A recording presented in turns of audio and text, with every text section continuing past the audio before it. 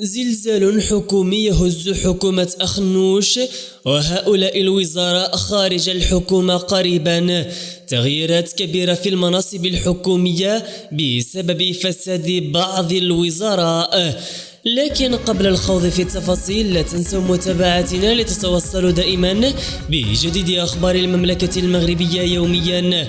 وفي التفاصيل، قالت مصادر إعلامية متفرقة إن تعديل حكومي قريب جدا من حكومة عزيز أخنوش. وفقا لهذه المصادر يتم تنسيق لخروج حزب الاستقلال من التحالف الحكومي ودخول حزب الاتحاد الاشتراكي للقوات الشعبية إلى الحكومة. وبالإضافة إلى ذلك تشير المصادر إلى احتمال وجود تغييرات وزارية قادمة، حيث من الممكن أن يتم استبدال عدد من الوزراء في حكومة أخنوش نظرا لضعف أدائهم في إدارات القطاعات التي يشرفون عليها.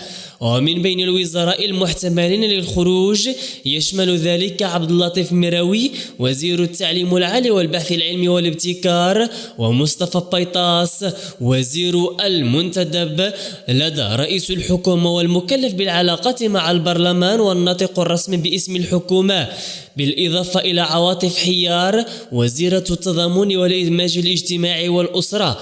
وأكدت المصادر أن حزب الاتحاد الاشتراكي للقوات الشعبية يجري استعدادات مكثفة لدخول الحكومة بعد خروج حزب الاستقلال الذي تم توصيف إدارته الحكومية بأنها فاشلة بحسب تعبير ذات المصادر.